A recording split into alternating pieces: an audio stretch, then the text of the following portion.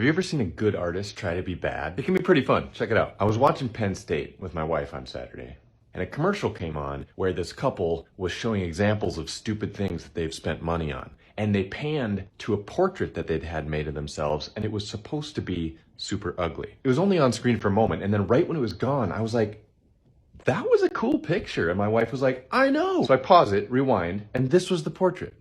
And I realized when they're shooting this commercial, the producers have to find someone to make this bad painting. Who's going to be hired for that job? An artist. What are artists good at? Art. So they needed to find a good artist and ask them to make a bad painting. And this was the result. Sure, it looks childish. You can see aspects of outsider art or whatever. But I would rather have a portrait of myself like this than one that looks like me. I kind of love it. Who else would hang a picture like this up in their house? One of the most common criticisms of abstract art, we've all heard it, is kindergartner could do that. And the best response to this is, of course, do it then. What's stopping you? My favorite thing about art is being the kind of person,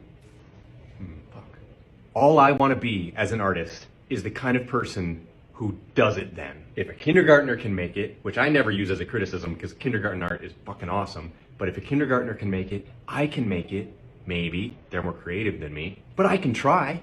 I have all the technical skills. So I woke up this morning and I had this distinct urge to paint a big canvas orange and put a black line down the left side of it. No idea where that came from, but you know what? I did it. There's the black line, kind of. There's the big orange canvas. That's my favorite genre of art. Kindergartner could do it art. Kindergartners know where it's at. A kindergartner could do it. Heck yeah, they could. I like it. For now. Is it done? I have no idea. But am I going to permanently neglect it starting now and never touch it again? Yes. We sell a puzzle at Blue Kazoo called Starry Wave, where I mashed up Van Gogh's Starry Night with Hokusai's Great Wave.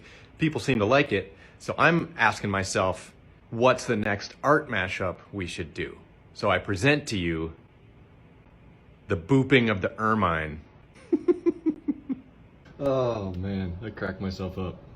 But I haven't convinced Josh anyone would do this puzzle.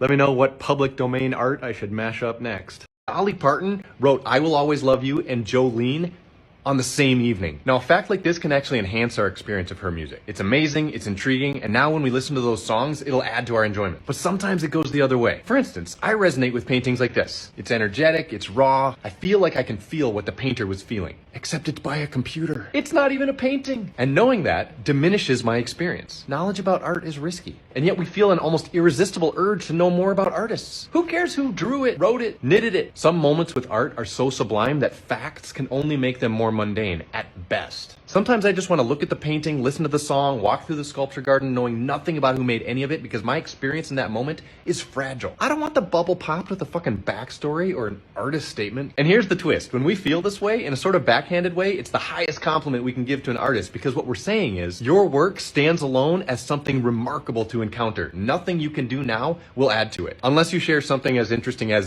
it is always okay to separate the art from the artist. Always. Okay, stop. I know what 3 counterexamples just popped into your mind, but those are exceptions that prove the rule. If it were truly a problem to separate art from the artist, if we were wrong to enjoy the art of a bad person, to put it bluntly, then it would be our moral responsibility not just to ignore art created by problematic creators, but also to preemptively know an artist's character and backstory before experiencing their work. That's impossible. To be consistent and say art and artist are necessarily intertwined, we'd have to do a full psychological profile and background check on every musician before we could safely tap shuffle on Spotify. We'd have to know everything about everyone in the final credits of a movie before we sit down to watch it. What if the food stylist is an inveterate philanderer? What then? If you or I, as an individual, no longer feel comfortable consuming the art of someone who we've learned something bad about, that's fine. The problem arises when we extrapolate a general rule from that and expect everyone to do the same thing as we do. That's hypocrisy, because we do not apply the same standard consistently, but only after we happen to have discovered whatever the bad thing is. No,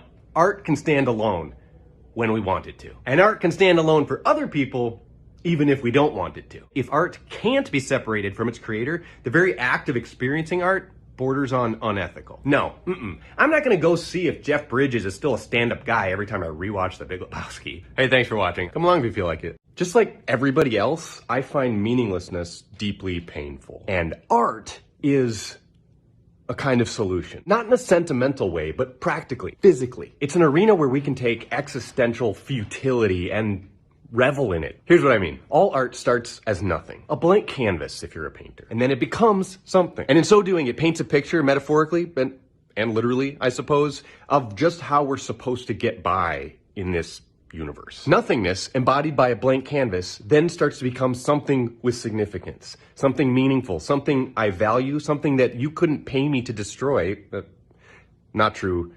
You could pay me to destroy anything that I've painted, but it would be a lot. And that's my point. I invented value from nothing. It's magic. This is absurdist art, a physical representation of the tension we feel between the void that is the universe and our deep drive for significance and meaning. If you're a painter, you take a blank canvas, that's the void, the nothing, and you turn it into something you care about, something someone else might pay you $250 for. That's meaning. That's what makes it all worthwhile.